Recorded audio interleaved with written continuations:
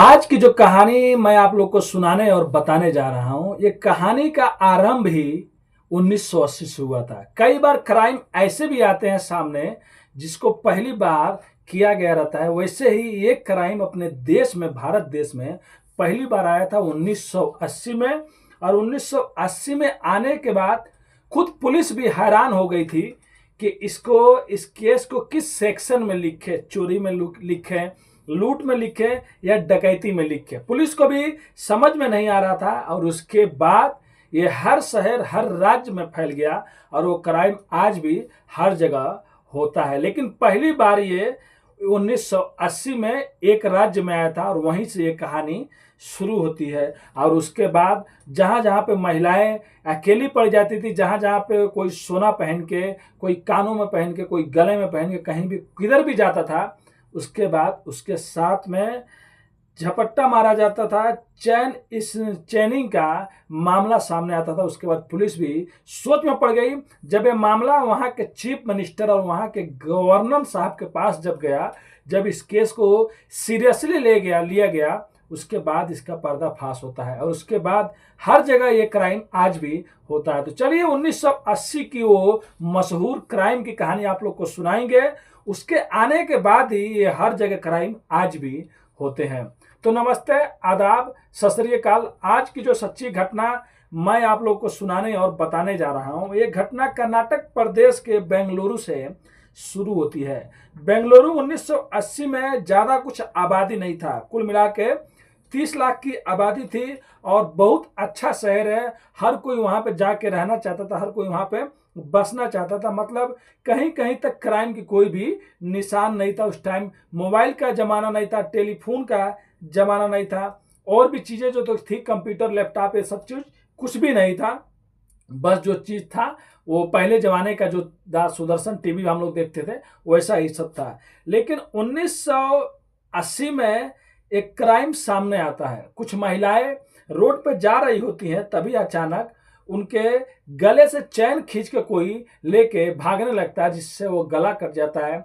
और किसी का तो कान में का कोई लेकर भागने लगता था तो उसका कान भी कट जाता था। अब ऐसे ही हर दिन कोई ना कोई घटना सामने आने लगा। जब महिलाएं जाके पुलिस स्टेशन में ये रिपोर्ट लिखवाई कि हमारा गले से चैन चला गया, हमारे कान से बाली चला गया और हमारा गला भी कट गया, तो पुलिस को समझ में नहीं आ रहा था कि आखिर इसको किस सेक्शन में लिखें। ये तो चोरी है या लूट है, ये क्या है। तब तक इसको मतलब छोटा मोटा समझ रहे थे पुलिस वाले भी, ये बड़े लेवल तक, अधिकारी तक नहीं गया था। आज कुछ ऐसे ही रिपोर्ट पुलिस स्टेशन में लिखा जाता था, लेकिन पुलिस भी इसको सीरियसली नहीं लेती थी। छोटा मोटा ये बात है। लेकिन बात तब की होती है जब एक बेंगलुरु की हुई एक महिला, जो बहुत बड़ी पॉलिटिशियन घराने से होती है, मतलब बड़ी जान पहचान होता है, बड़े घर की रहती है, जब वो अपने कार से निकल के कहीं भीड़ भाड़ के इलाके में जा रही होती हैं, तभी उनका भी चैन गले से खींच लिया जाता है। और वही होता है इस बार भी। दो लोग होते हैं बाइक पर बैठे हुए और नीला हेलमेट लगाए रहते हैं और लेके भाग जाते हैं। और जब इस महिला का जब बारी आता है तभी महिला डायरेक्ट सीएम साहब को, चीफ मिनिस्टर को बोल देती है, क्योंकि इनका जो लिंक रहता है, इनका जो जान पहचान रहता है, वो चीफ मिनिस्टर तक रहता है। चीफ मिनिस्टर के पास जाता है कि एक बड़ी महिला, पहले घराने की महिला का चैन कोई खींच के लेकर चला गया। और यहां तक कि नहीं, दूसरी जगह में यह भी होता है कि इनका गवर्नर से भी जान पहचान रहता है, इनके घर वालों का। अब गवर्नर से भी बोल दिया जाता है। अब गवर्नर इधर और इधर चीफ मिनिस्टर, दोनों लोग बेंगलुरु कमिश्नर को फोन करते हैं, जिनका नाम पद्माकर ग्रामाकर कमिश्नर होते हैं। उनको फोन करके बुलाया जाता है और बुलाने के बाद उनसे कहा जाता है कि क्या हो रहा है, आप क्या मतलब लॉ एंड ऑर्डर को मेंटेन कर रहे हैं, आप देखिए कि आपके शहर में क्या हो रहा है। इतने बड़े घर की जो लेडी है, उनके चैन गले से कोई लेके चला गया। तो कमिश्नर साहब कहते हैं आप टेंशन मत लीजिए और हम लोग इसको देखेंगे। लेकिन तब तक और भी जानकारी सामने आ जाती है, पता चलता है कि और भी ज्यादा ऐसी कुछ मतलब घटनाएं घटी है। तब उसके बाद जब सीएम साहब पूछते हैं कि इसका नाम क्या लिखते हैं आप लोग, मतलब किस चीज में आता है, किस जुर्म में आता है, तो किसी को कुछ समझ में नहीं आता है कि मतलब क्या बोले। लूट तो है नहीं, चोरी तो सामने से, भाई चोरी सामने से कैसे कोई करेगा, चोरी करके आंखों के सामने से लेकर भाग रहा है। तो कमिश्नर साहब भी कहते हैं ठीक है, मैं कैसे भी करके और वो चैन ढूंढता हूँ, निकालता हूँ। उसके बाद कमिश्नर साहब जितने भी बड़े बड़े अफसर होते हैं सबको कहते हैं, सबको अलर्ट पर लगा देते हैं कि कैसे भी वो चैन चाहिए और पता करो कौन से ऐसे आदमी है जो चैन को झपट्टा मार रहे हैं और ऐसे लूटपाट मचा रहे हैं। बाद में पता चलता है कि एक साल में 45 केस दर्ज हुआ था, लेकिन कोई भी सॉल्व नहीं हो पाता था। उसके बाद एक टीम बनाया जाता है, एक ऑपरेशन टीम बनाने के लिए उसका नाम टाइगर रखा जाता है, ऑपरेशन टाइगर, उन लोगों को पकड़ने के लिए। अब टीम बनाने के बाद भी इधर आए दिन चैन का मतलब क्या बोलते हैं, झपट्टा मारना, चैन छीनना, चैन लूट कर लेके चले जाना। उसके बाद कमिश्नर साहब को भी समझ में नहीं आता, ऊपर से उधर गवर्नर साहब का प्रेशर है, चीफ मिनिस्टर का भी प्रेशर है और भी बड़े बड़े अधिकारी लोगों का भी प्रेशर है। दिन पे दिन ये बढ़ते जाता है और धीरे धीरे करके पूरे बेंगलोर में फैल जाता है। अब उसके बाद टीम में एक ट्रैफिक इंस्पेक्टर जो होते हैं उनका नाम अशोक कुमार रहता है और उनके हेड कांस्टेबल जिसका नाम अल्लाह बख्श होता है। इनको भी इसमें जोड़ा जाता है कि आप लोग ट्रैफिक पर रहते हैं और ओन पुलिस वालों का काम है ट्रैफिक मतलब देखना, ट्रैफिक का रूल फॉलो कराना, लोगों को सही रास्ता दिखाना। लेकिन यहाँ पे उन लोगों को भी जोड़ा जाता है क्योंकि वो लोग वहाँ पे रहते हैं। अगर कभी वो चोर लोग उधर से गए तो ये लोग अगर पहले से मालूम रह गए ऑपरेशन में तो शायद ये लोग भी हेल्प करेंगे। और जो अशोक कुमार होते हैं ट्रैफिक इंस्पेक्टर, ये पहले भी पुलिस का हेल्प कर चुके रहते हैं। उनका काम रहता है ट्रैफिक का, लेकिन वो ट्रैफिक से हट के इंसानियत दिखाते हैं। फिर उनको भी इस ऑपरेशन में शामिल किया जाता है। लेकिन बाद में जब अशोक कुमार कहते हैं कि अगर मेरा कभी उन चोरों से सामना हो गया तो मेरे पास तो रिवॉल्वर है नहीं, और उस टाइम ट्रैफिक इंस्पेक्टर या ट्रैफिक पुलिस वालों को मतलब कोई भी रिवॉल्वर वाला नहीं दिया जाता था।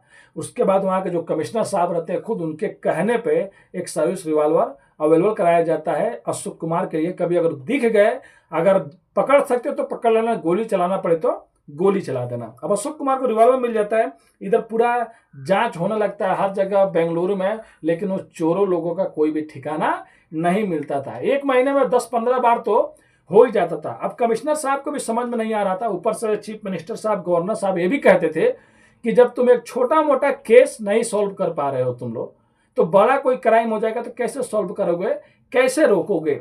अब इधर पुलिस का भी बेइज्जती हो रही थी कि इतना छोटा सा क्राइम में कोई छीन के लेके जा रहा था। उन लोगों के लिए छोटा सा था, लेकिन ये पहली बार सामने आया था। और उसके बाद जब कमिश्नर साहब अपने अफसर लोग से पूछते हैं, जिस जिस पुलिस थाने में ये रिपोर्ट लिखवाया गया रहता है कि तुम लोग इसको क्या लिखते हो, किस सेक्शन में लिखते हो, तब वो लोग कहते हैं कि ये तो चोरी में लिखते हैं हम लोग।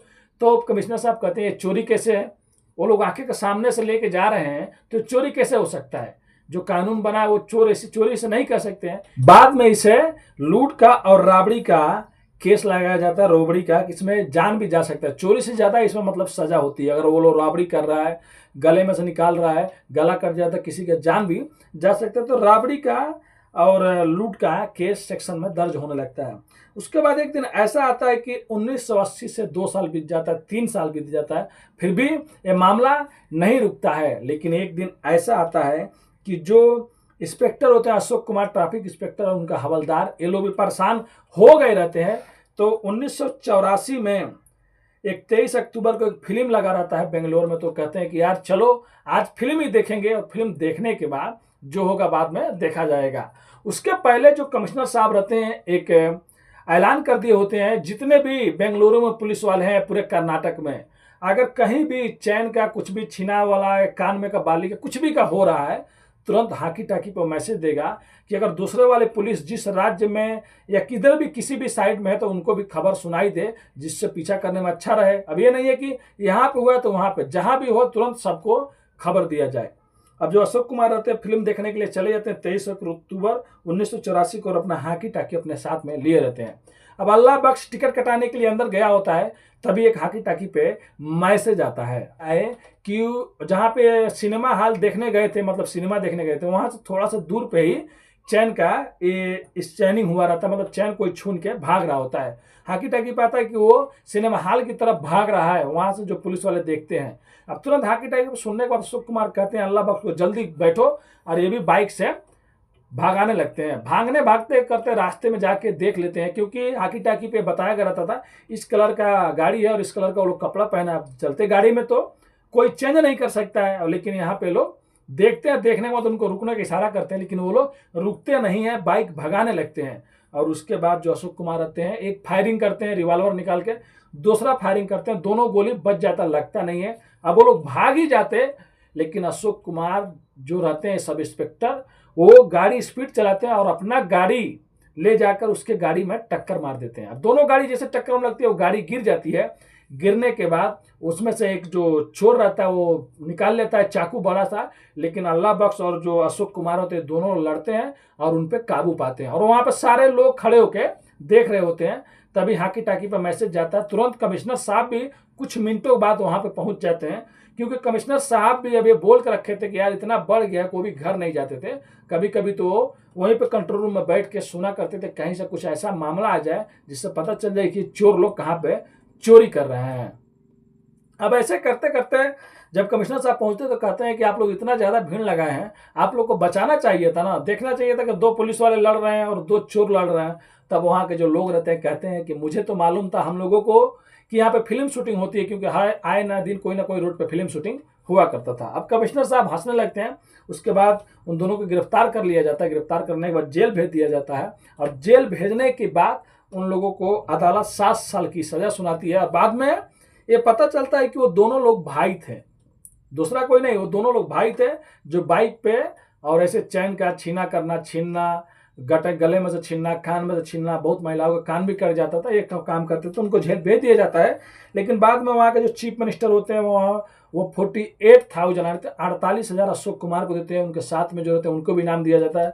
फिर गवर्नर साहब के भी ओर से कुछ इनाम दिया जाता है, और उसके बाद जो कमिश्नर साहब रहते हैं इनके ओर से भी कुछ ना कुछ इनाम दिया जाता है, क्योंकि यही 2 ट्रैफिक जो पुलिस इंस्पेक्टर ट्रैफिक वाले रहते हैं यही लोग पकड़े रहते हैं। और इतना साल 3-4 साल में मतलब पूरे बेंगलुरु में ये लोग तहलका मचा दिए रहते हैं, छीन छीन के। कोई भी औरतें कान में और गले में तो पहनना दूर, वो लोग लेके जाती भी नहीं थी कि शायद वो लोग आ जाएंगे। और उसके बाद उसी 48,000 से जो अशोक कुमार है वो बेंगलुरु में एक अपना बंगला खरीद लिया। और उसके बाद आज तो बहुत ज़्यादा उसका दाम होगा, वो सोच सकते हैं 1980-84 की बात बता रहा हूँ। उस टाइम का 48,000 इस टाइम बहुत ज़्यादा होगा। तो ये थी कहानी आज की। उसी टाइम से ये चैन रोबरी और गले में से छीनना, कानों में से छीनना, उसके बाद ये अपने देश में आ गया। लेकिन उस टाइम अपने देश में ये फर्स्ट टाइम पे आया था। जैसे समझ लीजिए अभी 10-15 साल पहले ही कोई साइबर क्राइम जानता था, साइबर किसी को मालूम ही नहीं था 10-15 साल पहले कि कैसे किसी के खाते से कोई पैसा निकाल लेगा, कैसे एक मैसेज जाएगा। लेकिन नया आया ना, साइबर क्राइम हो रहा है 10 सालों से, मैसेज कर रहे हैं, फ़ोन कर रहे हैं। अगर आप एक बार OTP बता दिए और भी कुछ बता दिए तो पूरा बैठे बैठे बिना मर्डर का, बिना झगड़ा किए पूरा पैसा बैंक से चोर चुरा ले रहे हैं। तो उस टाइम में भी ये जो क्राइम है पहली बार आया था, और ये तो अभी हर जगह घट रहा है। तो ये कहानी सुनाने का उद्देश्य किसी का भी दिल दुखाना नहीं है, बस आप लोगों को सचेत और जागरूक करना है। मिलते हैं नेक्स्ट वीडियो में फिर से कुछ सच्ची कहानियों के साथ। अभी के लिए अलविदा लेते हैं आप लोगों से। धन्यवाद।